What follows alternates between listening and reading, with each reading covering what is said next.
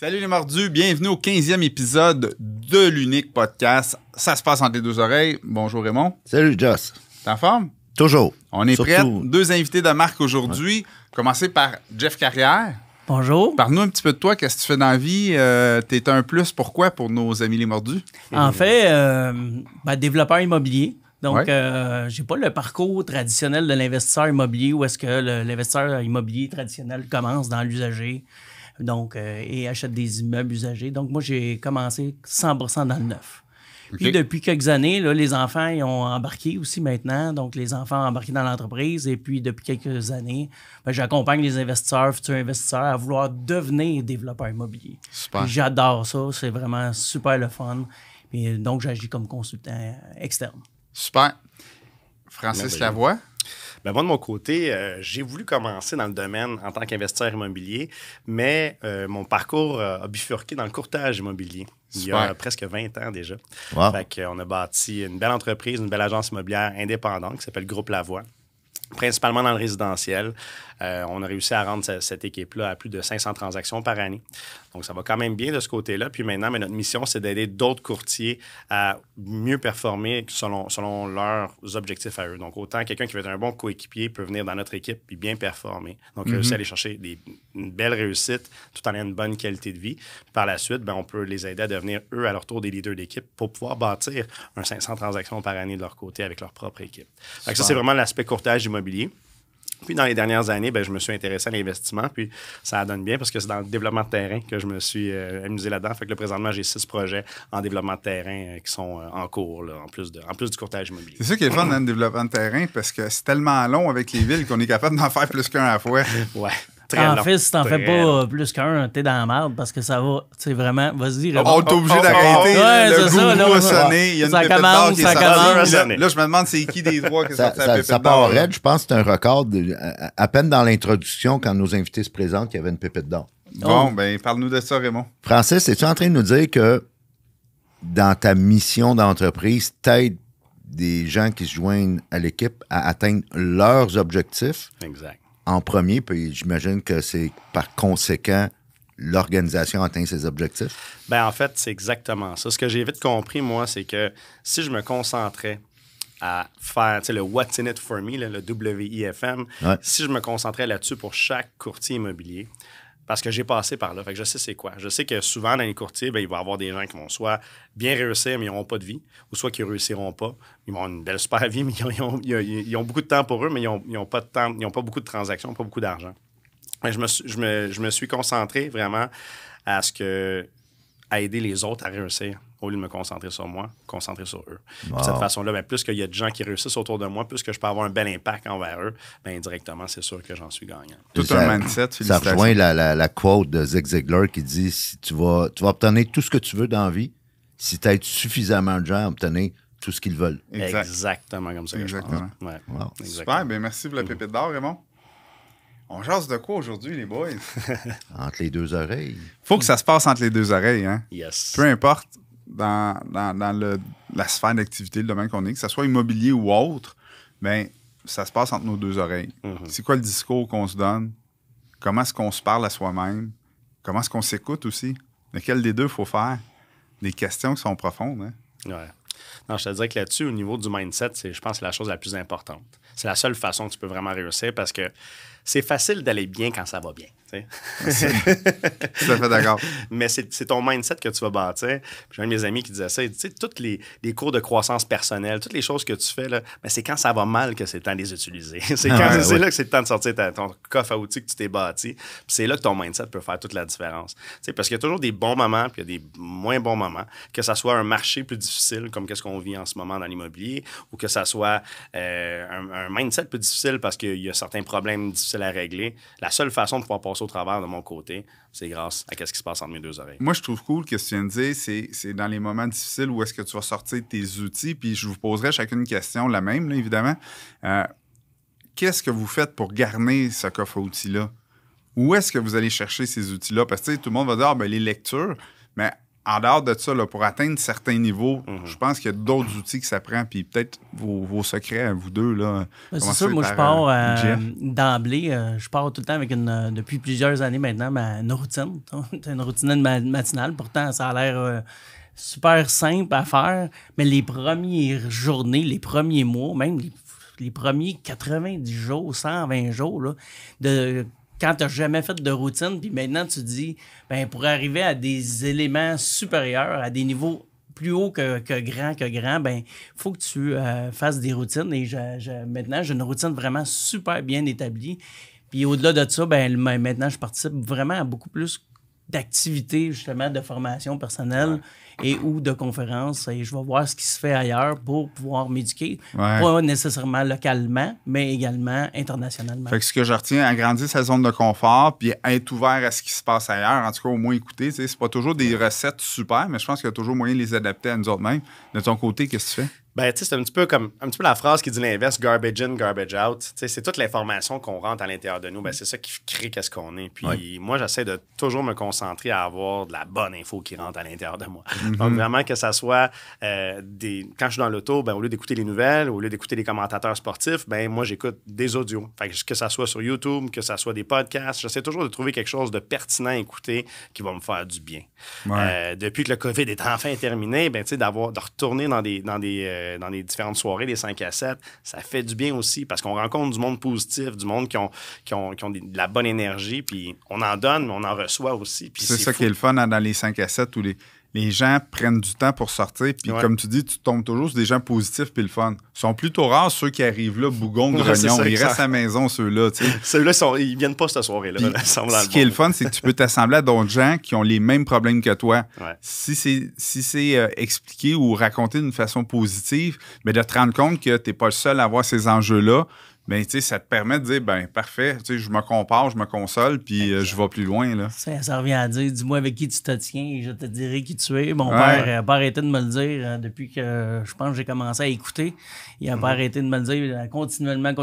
Puis là, à un moment donné, tu sais, on se tenait avec un peu plus des bombes. Ben là, à un moment donné, il dit, là, qu'est-ce que tu veux faire de ta vie? Sais-tu? Ben non, là, à un moment donné...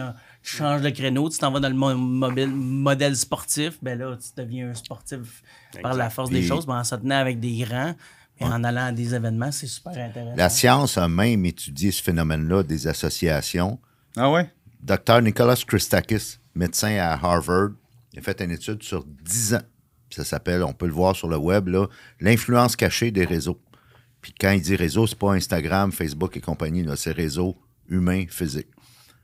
Et ce que l'étude a prouvé, a découvert sur 10 ans, c'est qu'on est influencé jusqu'à 3 niveaux. Okay. C'est-à-dire nos amis, bien sûr. Tu sais, dis-moi avec qui tu tiens, moi dire, un peu comme nos grands-parents disaient. Ça, c'est correct. Et c'est tellement vital de prendre soin de ça parce que ça va... Tu es aussi influencé, sans le savoir, par les amis de tes amis. Tu les connais pas tous. Et par les amis des amis de tes amis que tu connais pas pantoute souvent. Donc, 3 niveaux. Jusqu'à 3 niveaux. Oh my God. Alors, on contrôle ce qu'on peut contrôler. On joue nos cartes, puis on contrôle ce qu'on peut. À ce moment-là, tu peux juste contrôler ton premier niveau. Parce que si tu ne contrôles pas ton premier niveau, il va t'influencer directement ou indirectement à partir d'influences que tu ne connais même pas, ces gens-là. De là, l'importance, surtout quand on est en entrepreneuriat, ou en investissement immobilier, d'être jaloux de notre premier niveau. Alors, c'est tellement essentiel. Puis ça peut paraître, même à la limite, là, ésotérique ou quoi que ce soit, mais si tu fais vraiment... Moi, j'avais pris le temps, là, tu donnes une note sur 10, okay, de chaque personne avec qui tu es, les 5 personnes avec qui tu es le plus souvent, puis tu fais la moyenne de ça sur n'importe quel aspect de ta vie, puis ça donne toi. Que ça soit à ton niveau physique, ton niveau financier, que ce soit dans n'importe quel niveau. Tout à fait d'accord. C'est vraiment... Tu es la moyenne des 5 personnes avec qui tu es le plus souvent, puis quand tu fais l'exercice, tu vois que c'est vraiment la réalité. Fait que c'est pour ça que, tu sais, une autre affaire qui m'aide beaucoup, moi, pour répondre encore à la question, c'est d'avoir créé un mastermind. Fait que ça fait déjà presque... Ça doit faire depuis 2009 environ. Wow. Parce que on a un mastermind avec différents courtiers immobiliers qui suivent le même système que nous. Puis on en a créé d'autres par la suite. On a fait des plus grands, et ainsi de suite. Mais c'est fou comment que ça fait du bien. Parce que là, non seulement tu es avec des gens qui t'influencent positivement, puis ça fait vraiment du bien. Mais en plus de ça, c'est que le principe du mastermind, vous le savez, c'est que tu crées comme une autre énergie qui se crée au travers de ça. On crée vraiment un cerveau collectif. Exactement. Puis ça crée quelque chose. Ça permet de réfléchir différemment. Ouais. Comme les partners, quel genre de partenaires, excusez, je l'ai dit en anglais, là, mais quel genre de partenaires qu'on veut en affaires. Est-ce qu'on veut les partenaires qui commencent? Ben oui, c'est sûr, à quelque part, il faut toujours aider son prochain. C'est pour ça que j'accompagne les gens aussi. Mais au-delà de ça, nos partenariats, moi, mes partenaires sont tous comme en haut, comme supérieurs à moi là, au niveau financier. Là, on parle de plusieurs centaines de millions de dollars. Même j'en ai un partenaire que j'ai déjà eu, il était milliardaire, mais quand tu es avec eux autres, tu t'imprègnes de cette énergie-là. Ben ouais. Et quand tu es assis en avant d'eux, il faut que tu écrives assez rapidement et que tu répondes à la question très rapidement parce que leur temps est calculé. Puis là, tu t'imprègnes de ça, puis à un moment donné, là, la crowd, là, toute l'énergie que tu as à l'intérieur, tu le transposes et ça te donne le goût d'avancer encore plus. Ça te fait un pop de plus, là, donc là, c'était hot.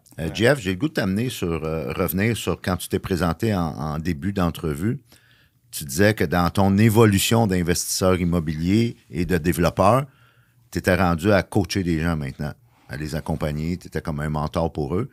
Qu'est-ce que ces gens-là vivent comme défi, qui sont peut-être pas au courant, qui au début sont peut-être pas conscients?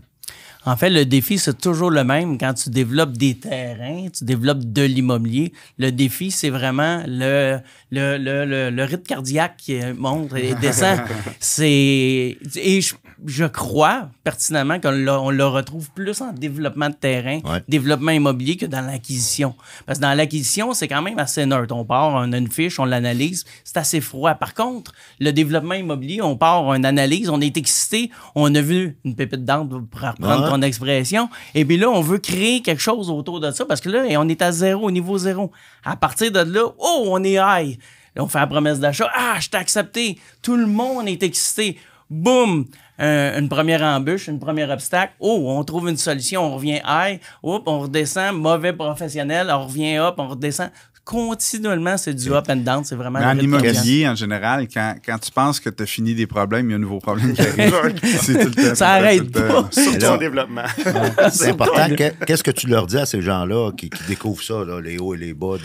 En fait, moi, je reviens initialement, toujours froidement, quand tu as analysé la propriété avec la méthode. Est-ce que tu es arrivé, que tu avais des bénéfices? Oui. Bon, maintenant... tu vas vivre les 12 prochains mois à visualiser et tu vas te le visualiser dans ton morning formula ou dans ton board, whiteboard, whatever. Mais là, quelque part, pour que tu le vois à tous les jours, pour que tu connais ta date de limite. C'est comme si tu avais le ticket de l'Auto-Québec. C'est juste que tu sais que les numéros ont sorti, mais t'es pas capable d'aller l'encaisser encore. Fait que là... Fait qu'à partir de là, c'est la sinuosité que tu vas vivre et maintenant, c'est la discipline qui va faire en sorte que tu vas arriver à atteindre. Autrement dit, c'est quand tu regardes un film au cinéma pour la deuxième fois, tu sais comment ça va finir.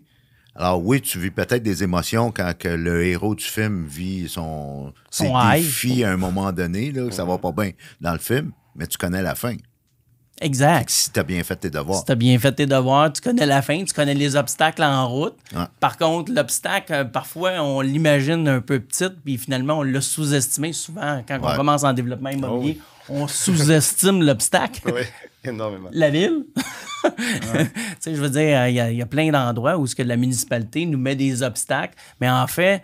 de plus en plus, le monde dit, de plus en plus, les villes sont difficiles. Oui, mais de plus en plus, les villes ont vu du monde qui ont déposé du n'importe quoi. Fait que maintenant, ce qu'ils recherchent, c'est des investisseurs qui vont aller jusqu'à la fin du film, pour reprendre ton expression. C'est bon. Puis j'en ai parlé à des directeurs d'urbanistes, là, de grandes municipalités, puis ils disent, maintenant, on veut le voir. La drive qu'il va avoir. Puis au début, là, on y met ça dur. J'ai même, à un moment donné, une ville, là, je ne veux pas nommer, mais c'est la Couronne Nord, là, ça faisait 4 mois, là, puis au bout de 4 mois, on se rend compte, ils me mentionnent noir sur blanc, un en face de l'autre. Je voulais voir si c'était pour être accroché réellement avant que moi, je m'investisse comme fonctionnaire dans ton projet. Wow. Et on est rendu là maintenant, aujourd'hui, en 2023. Et tu es en train de dire qu'au-delà de la due diligence, puis des fichiers Excel, puis des chiffres, puis du data, ta drive, puis ton engagement dans le projet va vendre aux fonctionnaires. Là. Absolument. En fait, oui. En fait, essentiellement, c'est plus que les chiffres que les Excel. En fait, c'est ta personnalité puis ta drive qui va faire que ton projet va passer. Il faut comprendre aussi que ces professionnels-là ont fait face à combien de wannabes. C'est ça. Tu sais, des gens qui ont suivi la moitié d'un coaching ou un cours d'une soirée, puis là, ils font comme, hey, je vais te montrer comment ça marche. Toi, là, l'urbaniste, toi de là, c'est comme ça qu'on va faire ça. Puis eux autres deviennent des abusés de ça. Là, ils font comme tabarouette. Le gars, il vient me montrer comment faire ma job. Puis je suis sûr qu'il a été à tel club faire une soirée de développement de terrain. Puis il arrive devant moi, puis là, il va être millionnaire avec son terrain. Oui, c'est ça. Là. Lui il est le kingpin aujourd'hui, mais il faut comprendre ces personnes-là. Puis je pense que c'est un peu de la faute de cette attitude-là de certains, que ces gens-là ont fait comme, bon, ben je vais les tester pour voir si je fais ça affaire avec un rigolo ou pas.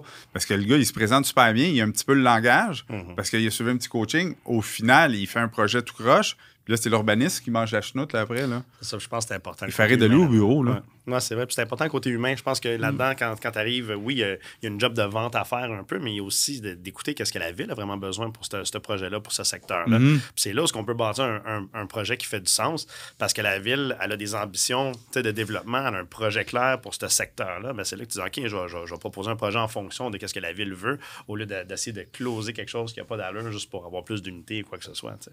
Ça rebondit vraiment là-dessus, là, Francis. C'est incroyable parce que la majorité des entrepreneurs ont le plus gros problème, c'est qu'ils n'écoutent pas. C'est ça. Donc, quand mais on se met à écouter... Ils ont une vision, ils veulent aller trop vite, ils montent la vision, ils vont le présenter à la ville. Non, aie une vision, va écouter ce que la ville veut, modifie ta vision en fonction de ce qui va rendre la ville contente. Puis après ça, m'aller sur plan, tu sais. Exactement. À base, monsieur le directeur de l'urbanisme, madame la directrice de l'urbanisme, la vision de ce secteur-là, c'est quoi? Parce que toi, tu peux bien vouloir faire un petit PPC moi, puis tu veux monter un bâtisse de 10 étages. À ça, il faut dire monsieur, madame ou autre. Oui, c'est vrai, ou autre. Donc, est-ce que à partir de là, c'était quoi la vision? C'est quoi votre vision dans votre secteur? Mais si on ne l'a pas, la vision, ben comment veux-tu arriver à quelque chose? Tu peux leur imposer? Non, tu n'imposeras jamais rien. Ça, c'est clair. Non, ils ont le gros bout du bâton. Là. Absolument. Quand ils veulent pas que ça se passe pas. Puis après ça, tu as des belles surprises. Comme là, en ce moment, vu qu'il y a eu beaucoup de développement, ben, il y a beaucoup de villes qui ont de la difficulté avec leur service. Fait qu'il y en a qui ont bloqué les projets à cause de ça. Puis là, ben, oups, tout d'un coup, mais dans ça, un autre projet... c'est une lacune des villes quand même. Ah ouais. Les villes ont bûché pendant combien de temps pour se développer, puis ils n'ont pas pensé qu'il fallait que les services y suivent. Ils ont dit, nous autres, on raccorde jusqu'à temps qu'un ingénieur dise, wow, vous ne pouvez plus raccorder. Comment ça, on ne peut plus raccorder? Il fallait y penser à ça. Tu vois, moi, j'ai un de mes terrains, là. Tout d'un coup, il y a des nouveaux frais, ça va être 80 000 de plus. Wow. Nouveaux frais. C'est tant de la porte. C'est pas 800$, c'est pas 8 000$. 80 000$. Voilà. Souvent, c'est ça le profit que tu fais sur 7-8 terrains que tu vends, tu sais.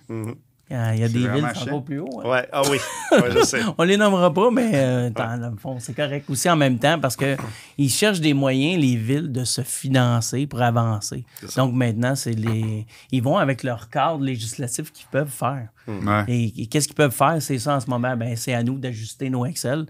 Et malheureusement, à la fin, qui va payer pour, ça va toujours être le locataire, que ce soit résidentiel, commercial ou industriel. C'est la même chose. Le coût coûte plus cher, l'investisseur a besoin de son rendement, c'est le locataire qui va payer. Exactement. Ouais. Passons du volet développement au volet courtage immobilier. Ouais. Quand même 20 ans dans ça va faire 20 ans décembre. On va faire 20 ans bientôt. C'est ça. T'as dû voir... Moi, je connais Francis, ça va faire 20 ans en décembre, fait qu'ils vont fêter ça en septembre, 4 mois avant. De septembre à décembre. Oui, parce qu'à son anniversaire, pour être son anniversaire justement au mois de septembre. Ah oui? Puis sa c'est femme a organisé un gros surprise pour ses 40 ans, mais 4 mois d'avance. Quand il est arrivé dans la salle, il était vraiment surpris. Une vraie surprise. Une vraie de vraie. Gros party. J'imagine. Fait que revenons au courtage. Qu'est-ce que tu as vu comme évolution? Qu'est-ce que les gens qui, mettons, voudraient joindre à ton équipe ou à n'importe quelle autre équipe, là, mais mettons à ton équipe, qu'est-ce qu'ils ont besoin de savoir? Qu'est-ce que tu as le goût de leur dire? Parce que j'imagine que des gens qui se commencent dans cette carrière-là, il y a des affaires qui ne s'attendent pas. Là. Bien, c'est sûr que l'industrie du courtage immobilier s'est assez transformée drastiquement dans les dernières années. Puis, tu as encore les anciennes méthodes. Fait que, exemple, si on prend le courtage traditionnel, bien, monsieur, madame, tout le monde qui commence dans le courtage, comme moi quand j'ai commencé, exemple, chez Remax, bien, tu es un courtier seul. Fait que tu fais tout de A à Z, puis tu as l'impression que tu vas faire plus d'argent de cette façon-là. Mais là, tu fais tout de A à Z. Fait que qu'est-ce que tu fais? Bien, tu vas passer 80 % de ton temps à chercher des clients.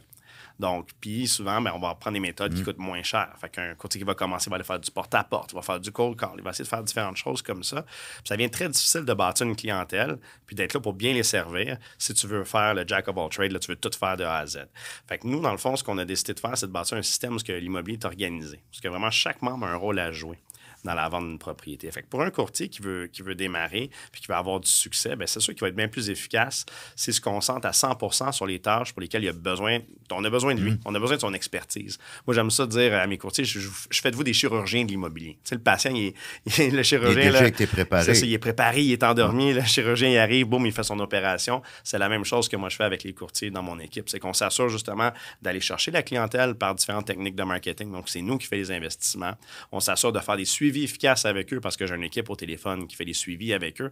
Fait que comme ça, le courtier peut se concentrer à bien servir notre client. Puis dans un système comme celui-là, le client, c'est le client, c'est pas le courtier. Tandis que dans différentes autres agences, plus on a de courtiers, plus on fait d'argent. Fait que souvent, les agences vont se concentrer juste à recruter des courtiers pour recruter des courtiers. Tandis que nous, on va aller chercher des courtiers pour pouvoir bien servir nos clients. C'est ça, le modèle d'affaires est plus un coworking de courtier qu'une agence en tant que telle. C'est ça. C'est ce qui fait qu'un courtier qui arrive chez nous, il peut se concentrer sur ces tâches-là. Donc, il va offrir un meilleur service à ses clients. Il va pouvoir en servir énormément plus de cette façon-là. Puis aussi, il va être capable d'avoir un horaire qui fait du sens pour pouvoir justement avoir une belle qualité de vie au travers de ça. J'aime ton analogie de chirurgien parce qu'au mois de fin février dernier, j'ai subi une petite opération mineure, là, une affaire de 45 minutes. Et avant que le chirurgien me touche, j'ai dû être en interaction avec 7-8 personnes. Exact. Les préposés, les infirmiers, les infirmières, les personnes qui me préparaient, l'anesthésiste, ainsi de suite. Fait que j'aime. Très belle image. C'est le fun parce que de cette façon-là, au lieu que chaque courtier essaie de redécouvrir la science du marketing pour la propriété puis comment on va faire pour attirer des acheteurs, c'est nous autres, en tant qu'agence, qui s'occupent de ça. Au lieu de juste, comme je disais, s'occuper de recruter des courtiers pour recruter des courtiers, on est là pour s'assurer que chaque propriété, on va faire le bon marketing, on va s'assurer d'attirer les bons acheteurs. Fait qu'on va toujours développer des bonnes techniques de marketing parce qu'on devient un expert du marketing pour pouvoir s'assurer que les choses se passent bien sur la mise en marché des propriétés. Puis de l'autre côté, le courtier puisse se concentrer à vraiment bien servir son client. C'est là que ça fonctionne. C'est quoi les défis que ces gens-là vivent entre les deux oreilles? Il y en a beaucoup. Je dirais que, tu sais, en termes de vente, que ce soit dans le courtage immobilier ou n'importe où ailleurs, un vendeur, c'est sa meilleure journée du monde parce qu'il vient de faire 2 ventes dans la même journée. Puis c'est sa pire le lendemain parce que les 2 viennent de tomber. À l'inspection, au financement, ou quelque chose comme les ça. stories qu'on voit, c'est juste 2 ventes de 2 promesses d'achat signées. On voit pas ceux qui ont tombé. 2 de tombés, ils montent pas. Non, c'est quand il est en petite boule dans sa chambre en train de pleurer. Non, ça, c'est ton rôle d'aller le chercher le lendemain et de dire viens au bureau puis recommence. Tellement vrai, mais on va dire, tout le monde vit ça de toute façon. On est tout le temps le high, puis à un moment donné, l'espace-temps, là, avant qu'on en refasse une vente, ça... Mais c'est là que c'est important d'être solide entre les deux oreilles. Absolument. Parce qu'on le disait dans un autre podcast tantôt, c'est dans tes échecs, puis c'est dans tes plus gros fails que tu apprends le plus.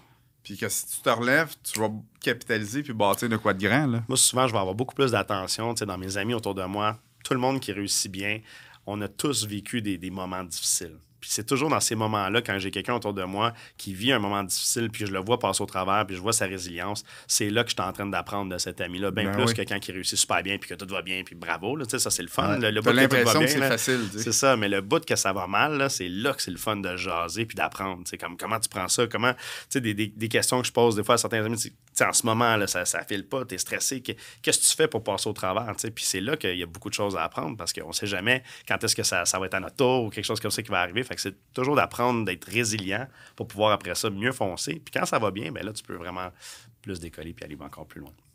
L'expérience au travers ça, de justement d'un obstacle sur lequel qu'on vit, puis on l'a vécu vraiment difficile, je suis vraiment d'accord avec toi. Je pense qu'il faut vivre absolument un bon obstacle pour comprendre et également de remercier quand le vent tourne de bord, puis de se rencontrer, d'avoir de la gratitude sur le niveau qui rentre, parce que là, on se dit, oh. Mais je te dirais même, je renchérirais en disant, il faut avoir de la gratitude, même sur les bouts qu'on n'aime pas.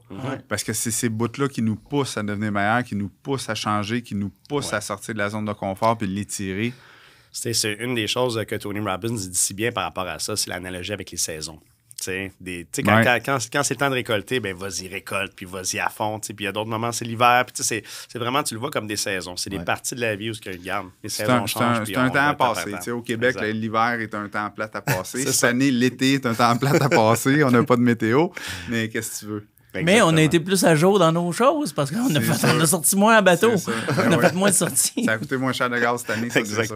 Exactement. Moins d'investissement sur l'essence. Exact. Puis c'est ça. Fait qu'au niveau du courtage immobilier, en fait, c'est pas mal ça que j'ai réussi à bâtir qui fait quelque chose de différent. Mais ce que j'ai réussi à bâtir aussi, que je peux inspirer d'autres gens à faire maintenant, c'est l'étape suivante. C'est de dire, OK, maintenant que tu réussis bien, maintenant que tu fais un bon revenu, tu sers bien tes clients, tu as une belle expérience, ben je peux te montrer à faire exactement ce que moi j'ai bâti. Donc, de vraiment réussir à devenir un leader d'équipe, puis faire en sorte de créer une entreprise qui peut être vendable un jour. Donc, vraiment de créer leur propre petite agence à eux, dans le fond, avec leur équipe. À l'interne de ton agence. Exactement. Puis développer ça. Fait qu'on est en train de développer tranquillement différentes régions du Québec de cette façon-là. Puis on veut s'étendre partout dans la province avec des leaders d'équipe dans chacune des régions. Nice. Ça a parti quand même de la philosophie quand même de base que tu as transposée, puis là, qui se va. C'est Tu es ça. en train de, dans le fond, s'enligner un peu en toile d'araignée un peu partout au Québec. de ce que je Exactement. comprends. Cool. Exactement. Vraiment cool. Bravo. Jeff, sur ta page Facebook, on lit créateur de richesse. Oui. Nice. Comment.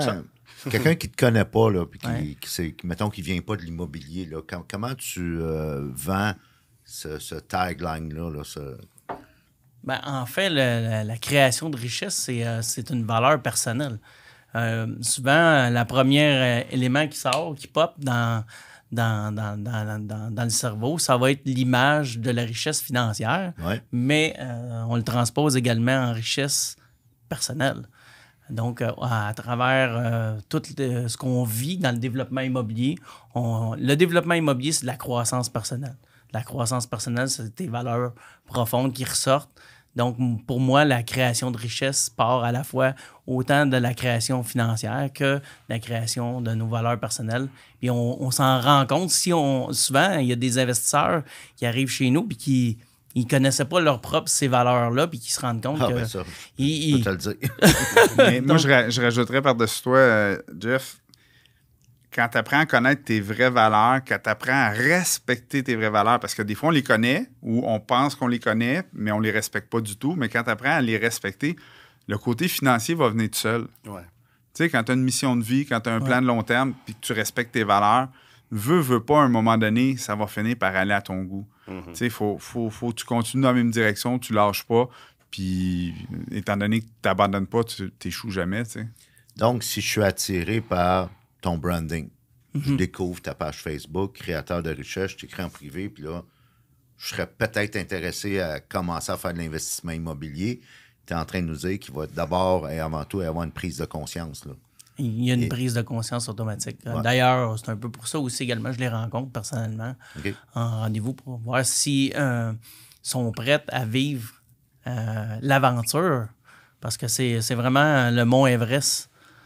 Lorsque tu as passé ta vie à faire de l'investissement immobilier traditionnel, puis tu t'en viens en développement de terrain ou de bâtiment ou construire quelque chose, puis j'invite tout le monde à faire du développement, à construire leur prochain actif. Ils vont se construire à l'intérieur, ils vont vraiment même se temps. construire leurs propres valeurs, ils vont se construire vraiment au-delà de l'argent, mais ils vont vraiment se construire une nouvelle carapace, des nouvelles aptitudes. C'est fou. Puis il y a une belle analogie là-dessus, puis c'est Bernard Voyer. Tu parles d'Everest, puis tu me fais penser. Bernard Voyer, était c'est un alpiniste, là. un des premiers J'imagine. Canadiens-Français à avoir escaladé l'Everest. OK. Ce que Bernard Voyer disait, je l'avais entendu en conférence, il disait l'Everest, c'est 8840 mètres d'altitude. Et pour pouvoir aller à 8840 mètres d'altitude, tu dois pouvoir aller à 8840 mètres à l'intérieur de toi. Ah, tellement. Je suis tellement d'accord avec toi. Puis moi, ça me tente pas d'escalader l'Everest, là, sauf qu'à bien y penser, on en a tous un. Oui, tous un Everest à escalader. Ouais. C'est là que l'introspection, la prise de conscience, puis se connaître est Écoute, vitale.